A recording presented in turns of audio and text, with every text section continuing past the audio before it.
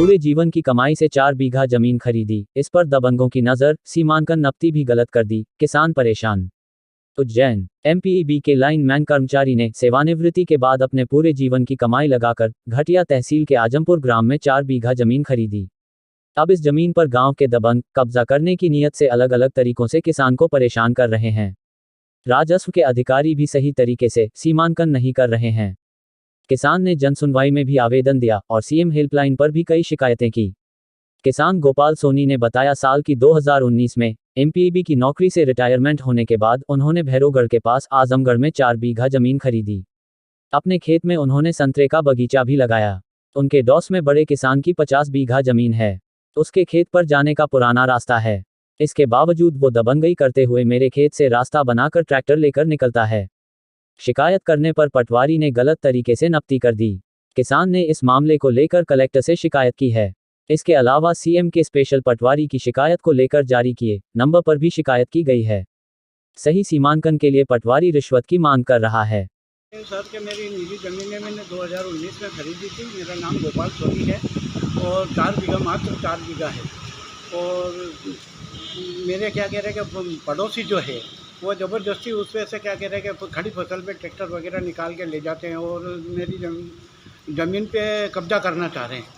और मैंने इसके विषय में नफ्ती के लिए पटवारी तहसीलदार से बात करी तो वो भी कोई सुनवाई नहीं करते हैं और मेरे से 50,000 की मांग करते हैं और पैसे नहीं दिए तो मेरे पे केस लगा दिया। कितने में खरीदी थी आपने ज़मीन? ये मैंने 5 लाख रुपए बीघे के हिसाब से 2019 में खरीदी थी। क्या तो आपने इसमें पटवारी से शिकायत की तो पटवारी का क्या कहना है? पटवारी पैसे मांगता है नहीं साहब। अच्छा, तो बोले कि तहसीलदार को भी देना पड़ेंगे और क्या कह रहे कि 50,000 मांगे तो मैंने नहीं दिए। तो क्या कह रहे कि मेरे खेत में से वो मेरे पे वो पड़ोसी से कब्जा केस लगवा दिया मेरे पे। बोले कि ये हमारा रास्ता है। कौन है पड़ोसी और पड़ोसी का नाम क्या है? उसके पास कितनी ज़मीन है? क्या वो शैलेंद्र सिंह है, वो वहाँ का 50 बीघा ज़मीन है उसकी और उसके निजी ज़मीन में से वो नहीं निकालता है। वो हमारे इधर से ज़बरदस्ती निकालना चाह रहा है। अब आप क्या चाहते हैं प्रशासन मैं से? ये चाहता हूँ प्रशासन से कि भाई उसकी निजी ज़मीन में से वो उसका रास्ता है तो वो पुराना रास्ता है वो उसी से निकाले। मेरी ज़मीन में मतलब क्यों मेरे को इसकी शिकायत आपने कहाँ करी अभी तक? कहाँ कहाँ पे अभी तक मैंने सीएम हेल्पलाइन पे भी 2 बार शिकायत करी, जन सुनवाई में भी 2-3 बार शिकायत करी। मेरी कोई सुनवाई नहीं हो रही साहब। अब मैं क्या करूं? गरीब आदमी कहाँ जाऊं? मैं लड़ नहीं सकता। बुजुर्ग आदमी 65-66 साल की उम्र है मेरी।